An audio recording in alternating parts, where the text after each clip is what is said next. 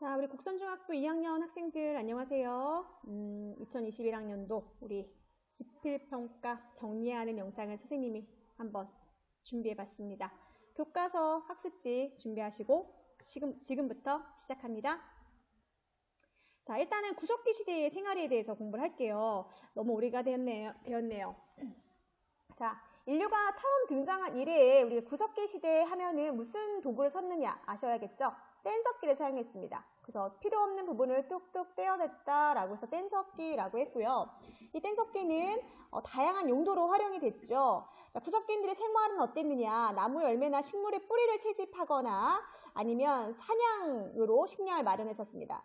또 먹을 것을 찾아서 이제는 이동하는 생활을 했었고, 또 강가에 막집을 짓거나 하면서 굉장히 어려운 생활을 하게 되기도 했죠. 자, 구석기 시대 사람들은요, 나름대로의 어떤 종교가 있었던 것 같아요. 죽음을 애도하기도 하고, 동굴 벽화를 그려서, 그리고 또 이렇게 풍만한 여신상을 만들기도 했어요.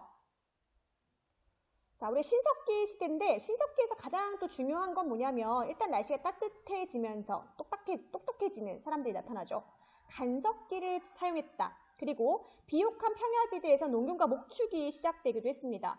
드디어 이제 식량을 생산하는 단계, 채집하는 단계에서 생산하는 단계가 되었고요. 이를 신석기 혁명이다라고 했고요. 움집 같은 데 살았습니다. 그래서 이제 선생님이 조금 정리를 해주자면, 그러니까 구석기와 신석기 시대를 많이 이제는 구분해서 나오기도 하죠. 구석기, 이렇게 신석기 이렇게 있습니다. 라고 한다면, 조금만 더 이렇게 내릴게요. 정말 마음이 비뚤어졌나 봐요. 이렇게 마음이 비뚤어졌는지 저거 해서 다시 좀 깨끗하게 하겠습니다. 이렇게 이런 좋은 게 있었는데 나 왜 이렇게 계속 바보같이 썼을까? 이렇게 짠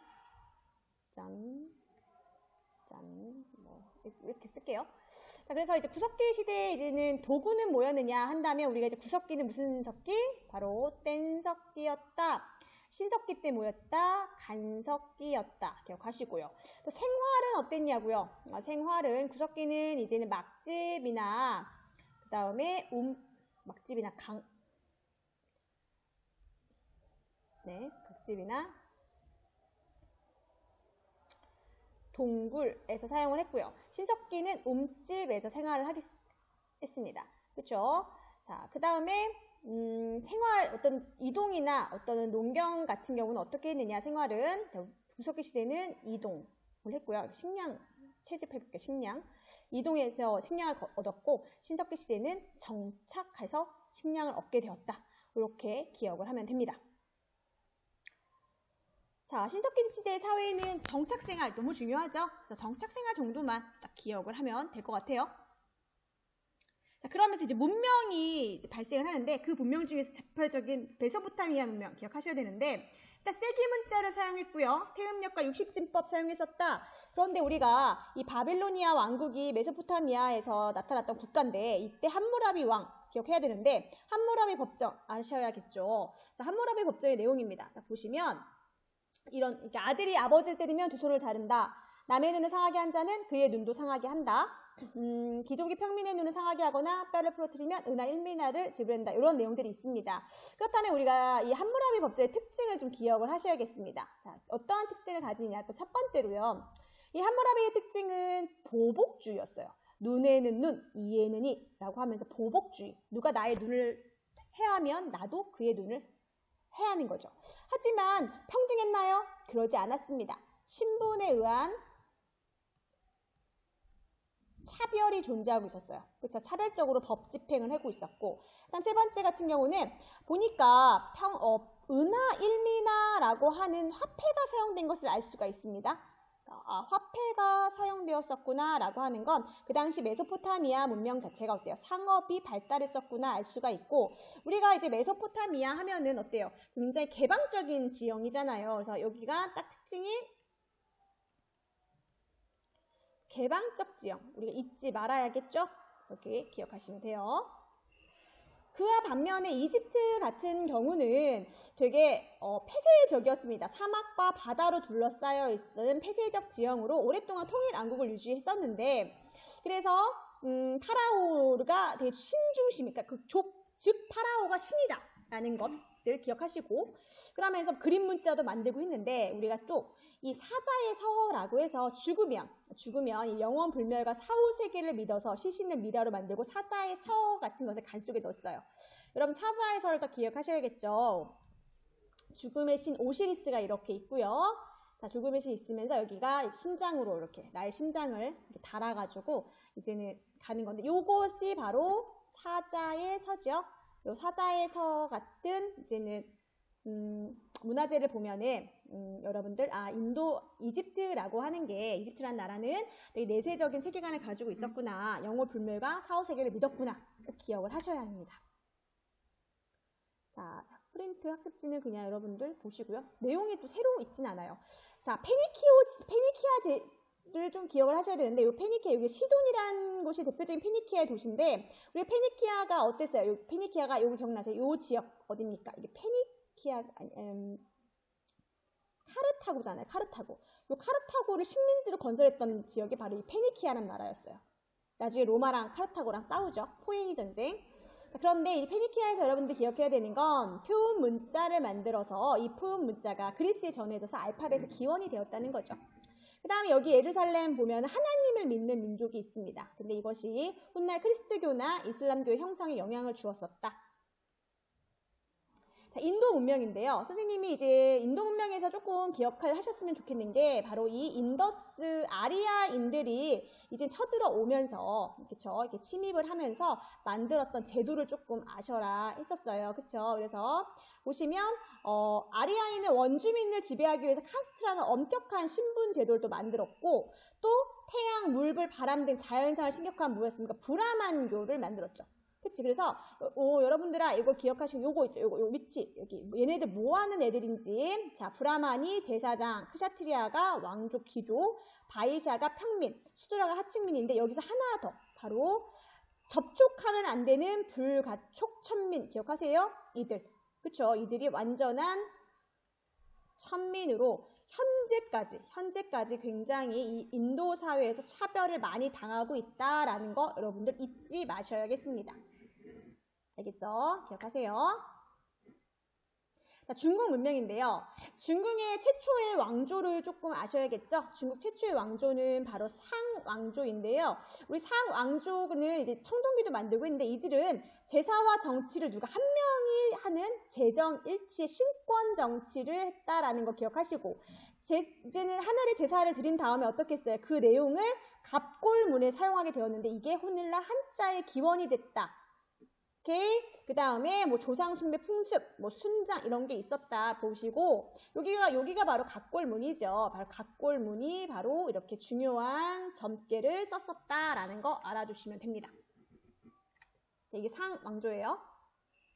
주입니다. 자, 상나라가 망한 다음에 이제 주나라가 형성이 됐는데, 주나라에서 여러분들이 좀 중요시 여겨야 되는 거는 당연히 봉건제겠죠. 그러니까 왕인 중앙인만 다스리고, 누구한테? 이제는 그 제후들한테 토지를 주어서 세금을 걷었던, 그리고 하늘의 어떤 명에 따라서 나라가 건국됐다라는 천면 사상을 가지고 있었다. 이 정도 기억을 하면 될 것 같아요. 자, 4대 문명지 보시고, 자, 역시 쭉쭉 나아갑니다. 자, 그 다음에 이제 페르시아입니다. 우리가 제국이라고 할 수 있는 페르시아 나왔는데요. 일단 이제 이 아시리아란 나라 처음에는 이제 이 메소포타미아 문명을 다스리다가 나중에 이제 아키메데스 페르시아를 만나게 되는데, 이 아키메데스 페르시아의 어느 왕조, 바로 이 다리우스 1세를 기억을 하셔야겠죠. 그치? 아키메데스 왕조 페르시아. 그렇다면 이들은 어떻게 통치를 했을까? 당연히 중요합니다. 자, 일단은 다리우스 1세 기억하셔야 됩니다. 다리우스 1세는요, 분홍색으로. 자, 강대한 제국 호일주로 다스리기 위해서 중앙집권 체제를 강화했어요.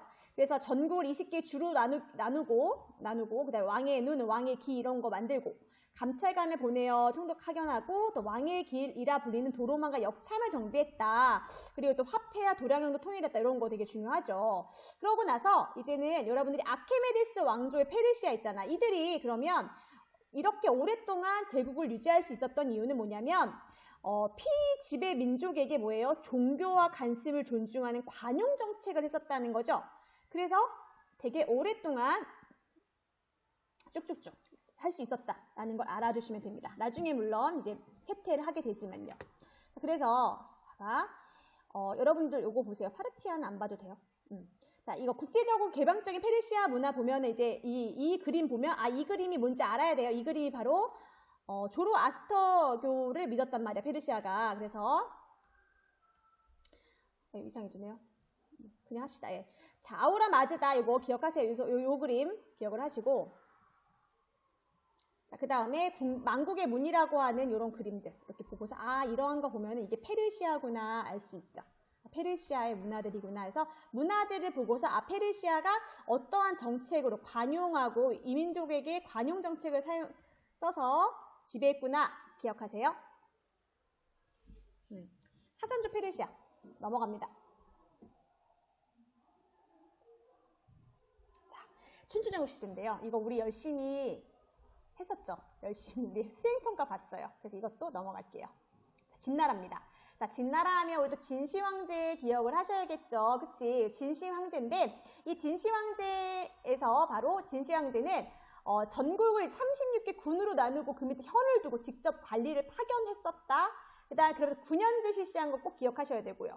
그 다음에 화폐 도량의 문자 통일했고 또 이제는 황제 중심의 강력한 중앙집권 체제를 확립했어요. 우리가 이것을 그런데 뭐라고 하냐면 강력한 무슨 사상에 의해서?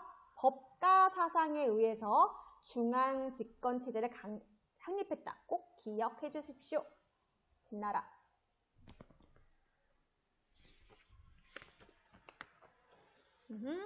자, 그 다음에 이제 진이 멸망한 다음에 이제 흉노는 안 하고요. 넘어갈게요. 한나라입니다. 한나라에서 여러분들 가장 중요한 황제 기억하십니다. 바로 한무제입니다. 이 무제가 얼마나 많은 정책을 했는지 일단 9년제를 전국으로 확대하고 황제를 중심으로 한 중앙집권체제 확립했어요. 자, 그 다음에 뭐 베트남 북부까지 쳐들어갔고 특히 장건의 서역 파견 그러면서 비단길도 개척했고요. 하지만 남의 나라를 너무나 쳐들어가다 보니까 돈이 부족해요. 그래서 한무제는 국가의 재정이 부족해지니까 소금, 철, 술을 국가가 독점해서 생산하고 판매하는 전매제를 실시했다 기억하시고요. 그래서 한무제의 활동은 굉장히 중요하니까 알아두세요. 그렇습니다. 그러면 자, 그러고 나서 이제 한나라의 문화인데요. 이 한나라의 무제 또 나와요. 무제가 어떻게 했어요? 무제는 유교 통치 이념으로 채택한 유학이 크게 발달했어요. 역시 무제가 한 일이에요. 그리고 나서 이제 사마천의 사기 같은 역사책이 나타났는데 보시면 요거를 꼭 기억을 하십시오. 요 사람 이렇게 이 사마천의 사기 요 그림 기억하시고요. 이 사람은 사기는 이제 사마천이 중국의 신라 시대부터 한무제까지 역사를 편찬했는데요. 사마천은 흉노한테 이제 항복한 친구 이륜이라는 장군을 변호하다가 무제가 화가 나서 궁형을 당하는 수모를 겪었습니다. 너무나 수치스러운 형을 받았음에도 불구하고 내가 아니면 누가 역사서를 쓸까 싶어서 열심히 노력해서 사기라고 하는 정말 대단한 역사서를 이제는 하게 되었다. 그래서 한무제와 이 사마천의 어떤 관계 보시고요. 한무제 통치가 지금 나도 역사가 시간에 이렇게 나오고 있거든요. 한무제가 9년제를 확대하고 유교를 확립하고 외교 질서를 형성했다. 이런 내용들이 있으니까 한번 꼭 읽어주세요. 자, 이젠 중국이 끝났습니다. 그러면 다시 이제는 뭐가 할까요? 네, 바로 아테네. 자, 서양사 들어갑니다. 자, 아테네 중에서 민주정치가 차근차근 발달을 하다가 누구 때 기억하셔야 됩니까? 바로 페리클레스의 민주정치 전성기를 아셔야 되고요. 자, 페리클레스가 어떠한 민주정치를 실시했냐면요. 바로 민회가 입법권도 행사하고 국가의 중요 정책을 시민이 민회에서 토론과 투표도 했고 또 장군직을 제외해서 모든 공직자 배심원을 추첨으로 뽑고 또 돈을 줘요. 그래서 가난한 시민들도 정치를 참여할 수 있게 보장하였습니다. 그러나 한계점이 있었죠. 뭐예요? 여성과 노예, 외국인에게는 뭘 하지 않았다? 참정권을 부여하지 않았다. 이것이 우리가 대표적으로 가지는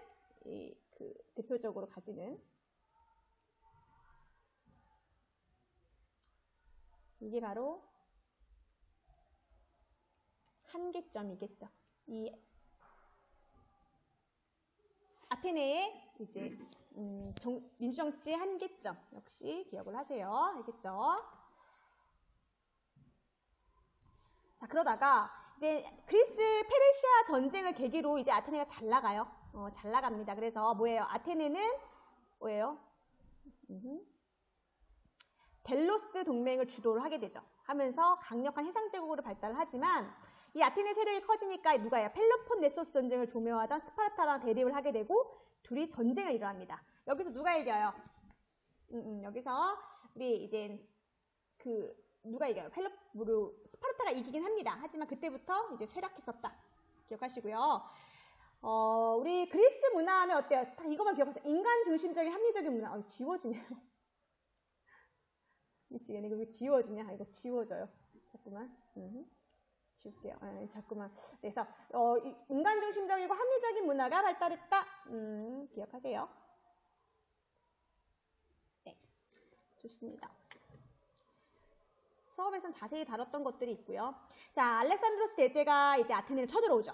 쳐들어오는데 우리가 이제 알렉산드로스 대제에서 제일 중요한 것 기억하셨으면 좋겠는 게 바로 무슨 문화? 바로 헬레니즘의 문화입니다.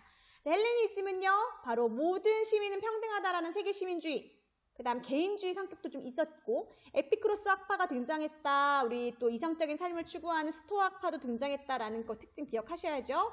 그래서 헬레니즘 문화가 굉장히 중요했구나 알아두시고, 그 다음에 뭐 라오콘성 같은 조각 같은 거 많이 만든다고 했었어요. 그치? 이런 조각을 만들고, 그 다음에 니케가 뭐 나이키 여신상 이런 거 같이 공부했었습니다. 헬레니즘 문화의 특징 기억해 주세요.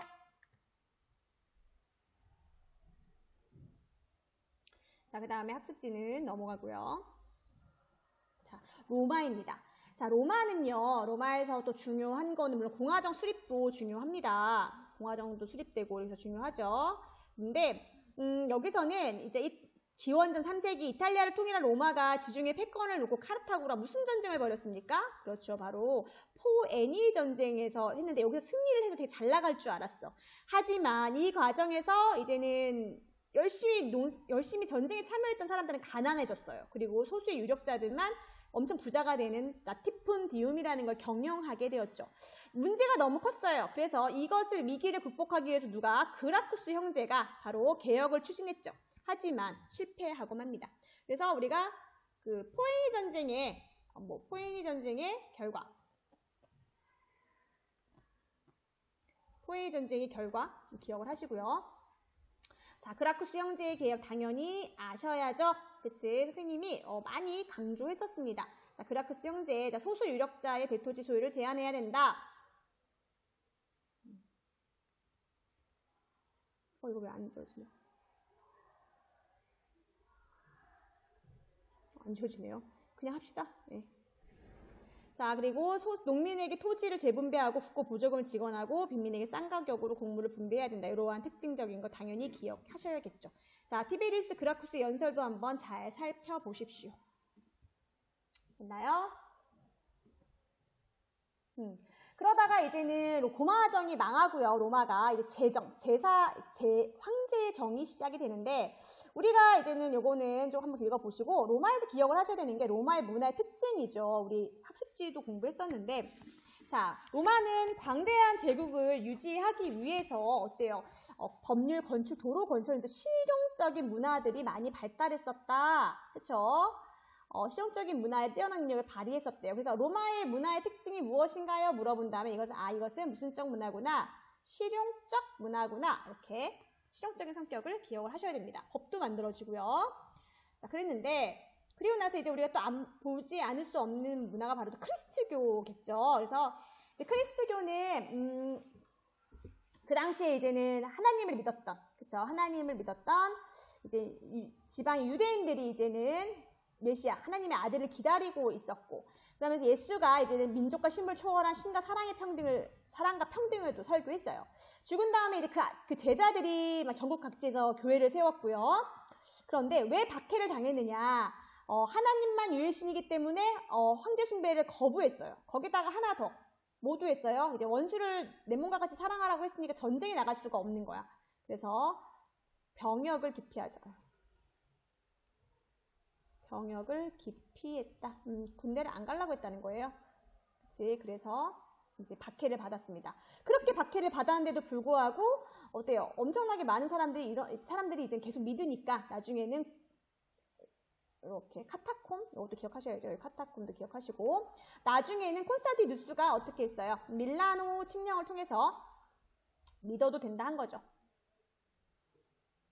자, 마침내 콘스탄티누스 대제는 밀라노 침략을 내려서 크리스트교를 공인했다.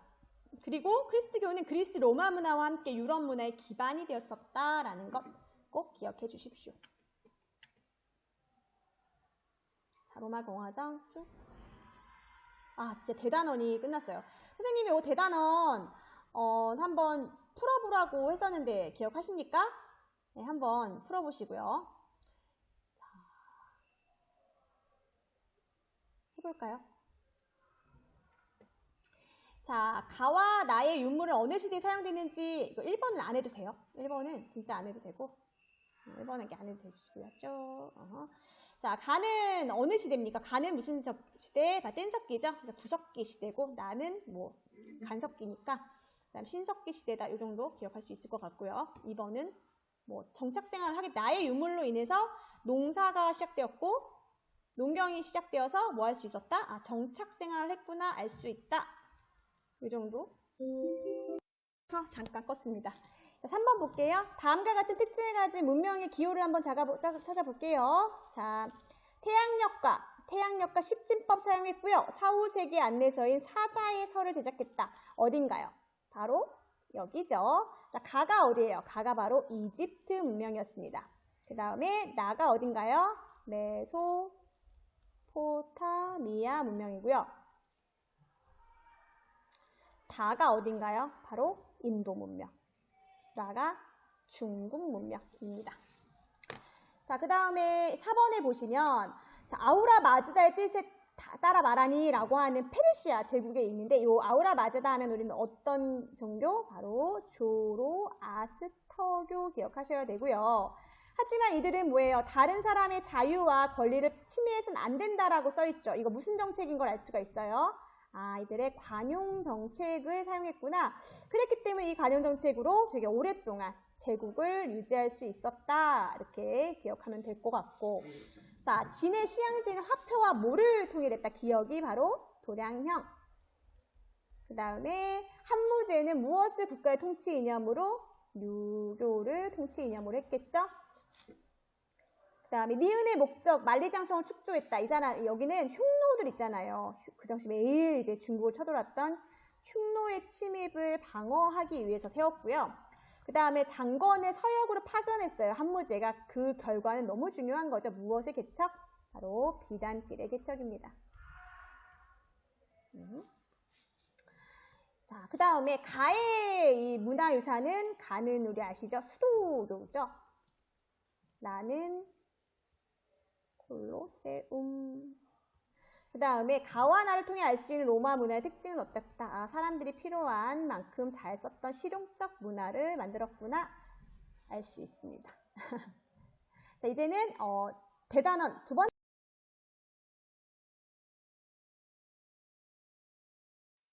자, 이제 2단원 시작하겠습니다. 자, 인도에서 불교가 출현하고 통일왕조가 등장하다인데요. 여러분들 이제 불교가 어떻게 했느냐? 바로 불교를 이제 고타마 시타르타에 의해서 이제는 창시가 되었고 자비와 평등을 강조했었다라는 것들 잠깐 보시고요. 그 다음에 우리가 이제 마우리아 왕조를 좀 기억을 하셔야 되죠. 최초에 이제 인도를 통일한 민족이잖아요. 그래서 민족인데, 그래서 특히 이제 마우리아 왕조에서 기억해야 될 것이 어디냐? 바로 아소카 왕 기억하셔야죠. 그래서 아소카 왕이 이제는 남부를 제외한 인도 대부분을 통일했는데 이 사람 같은 경우는 이제 요 불교 정책 꼭 기억하십시오. 왕위에 오른 후 이제 힘으로 칼린가를 정복하고 또 10만 명이 넘는 사람들이 죽어가는 걸 본 거예요. 그러자 이 사람이 너무 마음이 아파서 나는 오직 진리에 맞는 법만을 실시하겠다라고 했던 왕입니다. 자, 아소카 왕 기억을 하시고요. 자, 그 다음에 그래서 이 마우리아 왕조 때 이제는 됐던 게 불교도 정리하면서 이제는 나타났던 불교의 특징이 바로 개인의 해탈을 강조하는 상자부 불교다라고 해서 어디에 전파됐다? 동남아시아에 전파되었다. 그래서 내가 그랬잖아. 상자에 앉아서 개인의 해탈을 강조한다. 뭐 이런 뜻이라고 이렇게 한번 외워보라고 했었죠. 상자부 불교 기억하세요. 그 다음에 이제 마우리아 왕조 다음이 쿠샤 왕조잖아요. 그러니까 쿠샤 왕조는 이제 마우리아 왕조랑 똑같이 불교 중심의 국가인데요. 자, 쿠샤 왕조입니다. 쿠샤 왕조인데, 근데 기억해야 되는 건 후한과 로마를 중심으로 하는 중개무역도 발달했는데, 이때 쿠샤 왕조는 개인의 탈보다는 중세의 구제를 강조하는 대승불교가 발달했었다는 거예요. 그래서 이때부터 이제는 불교라는 게 종교화가 됩니다. 그래서 어디로 이 대승불교는 전파가 되냐면 우리나라 같은 이제 동아시아 지역으로 전파가 됐고요. 또 여러분들 이 쿠샤 왕조의 중심지였던 간다라 지방에서 무슨 문화, 헬레니즘의 문화에 영향을 받아서 무슨 미술? 간다라 미술이 발달해서 불상을 활발하게 제작을 하게 되었습니다. 자, 요거 한번 그림을 기억을 하십시오. 자, 보시면 이 그리스의 어떤 신상의 모양이 어디로 들어간 겁니까? 바로 여기 이렇게 불상으로 만들어지게 됐죠. 그래서 간다라 불상이 만들어지게 된 거예요. 그래서 여러분들아 요거 한번 요 지도를 한번 기억을 하셔야 됩니다. 그래서 자, 이게 아래로 이렇게 쭉 아래로 쭉쭉 아래로 이렇게 내려갔어. 이렇게 내려가는 게 무슨 종교? 이렇게 아래로 좀 이렇게 내려가잖아요. 그래서 이게 무슨 종교였냐면 여기가 바로 상좌부 불교였어요. 그치? 마우리아 왕조에서 나왔던 상좌부 불교. 그래서 개인의 해탈을 강조하는 어떤 개인의 믿음을 강조하는 것이었다면, 자,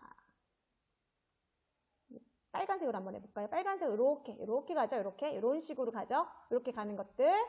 자, 이렇게 가는 게 바로 어디입니까? 바로 이 쿠샤 왕조에서 나타났던 무슨 불교? 대승불교였고요. 대승불교는 대중의 구원, 바로 중생의 구제를 중시했었다.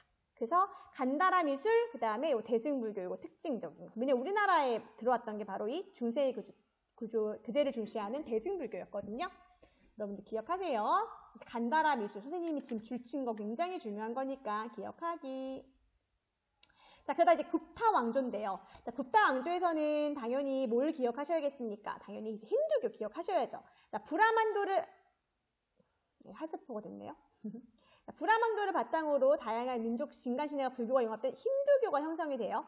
하지만 그러다 보니까 이제 힌두교가 굽타 왕들은 왕이 자신들의 권위를 높이기 위해서 자신들이 이제 비슈누 알죠? 비슈누의 어떤 환생이다라고 해가지고 오히려 이 힌두교를 적극적으로 보호하면서 이제는 시킵니다. 발전을 시키는 거죠.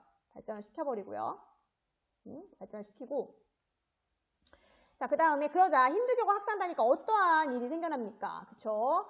신에 대한 제사를 주관하는 브라만 계급의 지위와 영향력이 엄청나게 높아져서 카스트 제도가 정착되고 또 직업과 신분에 대한 차별이 뿌리내렸습니다.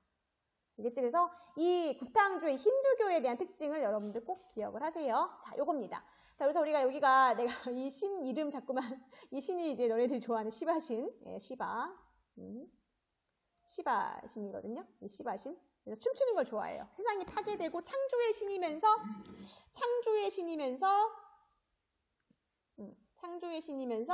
또 이제는 파괴의 신이라고 하는 시바신도 기억을 하시고, 브라흐마, 비슈누 아시죠? 얼굴 막 변하는 애. 그래서 이러한 사상 때문에 힌두교가 인도의 대표적인 종교가 되었다. 기억하십시오. 뭐 그냥 이거는 쭉쭉 보시고요. 자, 그 다음에 동남아시아에 안 합니다. 동남아시아 안 해요. 캄보디아 안 합니다. 안 해요. 자, 그리고 프린트도 보시고, 잘 보시고. 자, 그 다음에 이제 우리가 위진 남북조 시대인데요. 위진 남북조에서 좀 여러분들 좀 눈여겨봤으면 좋겠는 게 뭐냐면, 처음으로 이제 인재를 선발하기 위한 제도가 나타나게 되는 거죠. 인재 선발하기 위한 제도로 해가지고 뭐예요? 추천으로 관리를 선발하는 구품 중정제가 실시됐다. 추천. 그래서 중정관이라는 사람이 지역의 평판과 덕망, 재능 등으로 9등급으로 이제는 사람들을 실시하게 되는 거였다. 그래서 하지만 이것 때문에 뭐 본벌귀족 사회가 형성되었던 것들 좀 기억을 하시고요. 그 다음에 이제 수나라입니다. 수나라에서도 기억을 해야 되는 건 이제 위진남북조 시대가 구품 중정제였다면 이제 수나라는 뭐예요? 시험으로 드디어 관리를 선발하는 과거제 실시했습니다. 아시겠죠? 그리고 뭐 대운하도 완성하긴 했지만 이거 수나라 좀 가장 최근에 좀 배웠던 거예요. 그 다음에 이제는 당나라인데 당나라는 당태종 좀 기억을 하셔야 되는데 당태종에서 솔직히 전체적으로 다 좀 중요합니다. 그래서 당태종의 이 당나라의 율령체제, 통치체제가 되게 중요하죠. 그러니까 율령을 기초로 통치체제를 마련해서 삼성육부를 중심으로 했고, 또는 농민에겐 균전제, 조용조, 부병제, 그 다음에 이것은 동아시아 여러 나라에 영향을 끼쳤었다라는 것들 여러분 꼭 기억을 하셨으면 좋겠어요. 그 다음에 동아시아 문화권입니다. 동아시아 문화권이라고 하면 이제 당나라가 너무나 이제 큰 대국이잖아요. 큰 대국이다 보니까 기족적이고 되게 이제 국제적인 문화를 발달했는데, 이 당나라의 문화가 어디로 자꾸만 전파가 됐습니까? 바로 우리나라, 베트남, 일본 같은 동아시아 문화권이 형성이 됐다라는 거죠. 당의 주변국들과 긴밀한 외교 관계를 맺으면서 당에 왕래한 사람들이 증가했어요. 그러면서 이제는 유학생들이나 승려도 많아지고, 당에서 유학과 불교를 막 익히면서 여러 가지 문화가 발전시켰대요. 대표적인 것이 바로 한자와 율령, 불교, 유교, 이것들이 지금 이 중국에서 발견했던 이 공통 요소가 어디로? 우리나라에도 그대로 전파가 된 거예요. 우리나라에 일본 이런데, 베트남 이런데 다 전파가 된 거야, 얘들아. 그래서 이것이 동아시아 문화권, 그러니까 동아시아가 공통으로 문화를 가지게 되었다라고 하면 됩니다. 그래서 한국을 비롯한 일본, 베트남 등 각국은 중국의 선진 문화를 자국의 특성과 상황에 맞게 수용을 해서 그대로 국가로 성장했다. 다 그렇잖아요. 이제 다 공용 문자로 한자를 사용했어요. 지금 영어 쓰는 것처럼 한자로 사용했고, 다 불교를 다 믿었고요. 동아시아의 권위. 이거 당연히 무슨 불교입니까? 대승불교죠. 그 다음에 이제 이러한 유교 사상. 그 다음에 율령체제, 법체제. 이런 삼성육부제 있죠. 이런 삼성육부제. 이러한 체제가 다 당나라의 영향을 받았다는 것 기억해 주세요. 네, 좀 여러분들 공부하시고. 이슬람입니다. 자, 이슬람교가 처음으로 6세기 때 이제 생기게 되었는데, 자, 여러분들 기억하셔야 되는 게 이제 무함마드죠. 무함마드는 이제 알라를 유일신으로 해서 알라신과 자기를 둘을 이제 믿으라고 했었어요. 자, 그러다가 이제 일상생활에서 이슬람교가 너무나 많은 영향을 끼치고 있죠. 그렇지. 그래서 그러면 이슬람교에 대한 특징을 조금 기억하셔야 됩니다. 매일 메칼량에 예배한다거나, 히잡을 착용한다거나, 아니면 허용되는 음식만 먹는다거나, 알겠지? 그렇게 기억하셔야 되고, 또 삶에 한 번쯤은 한 번쯤은 어디를 가야 돼요? 살면서 한 번쯤은 꼭 우리 메카를 순례해야 된다. 기억하세요. 일생에 한 번쯤 메카 순례. 이거는 학습지에 나와 있습니다. 자, 그러면서 무함마드가 죽은 다음에 이제 무함마드의 후계자로 칼리프라는 게 선출되게 돼요. 이걸 전통 칼리프 시대라고 하거든요. 그런데 칼리프 시대의 마지막이었던 이제 시아 알리가 이제 살해가 되면서 나중에는 우마이야 가문에서 이 가문이 이제 자기네들이 칼리프가 됐는데, 이때 이제는 원래 알리였던 시아 알리를 이제는 믿는 수니파와 수니파랑 시아파로 분열이 되는데, 시아파가 시아 알리 이 사람 있지, 4대 칼리프를 믿는 사람과, 그 다음에 그냥 마호메트의 후손이 아니어도 누구나 다 칼리프가 될 수 있어 라고 주장하는 수니파랑 싸우게 되는 거예요.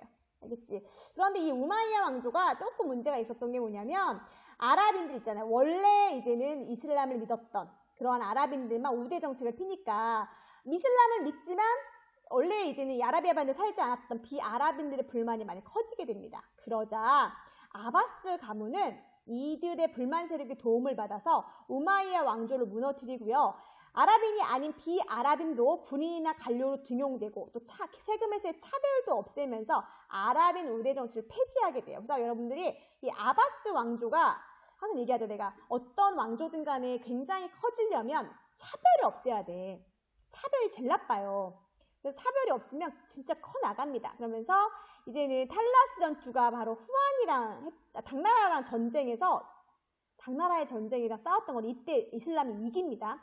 그러면서 이제 동서 교역로를 장악해서 경제로 변형하고요. 이 이슬람의 수도였던 바그다드가 세계적인 교역과 학문의 중심지가 됩니다. 그러니까는 이 이슬람 전에는 당나라가 세계의 중심지였다면, 아바스 왕조가 되면서 이제는 이 아바스 왕조가 당나라를 제끼고 이제는 중요한 교역의 학문 중심지가 되었었다라고 기억을 하시면 됩니다. 자, 여러분들 여기까지가 바로 시험 범위입니다. 공부 열심히 하셔서 정말 좋은 결과 있길 바라겠습니다.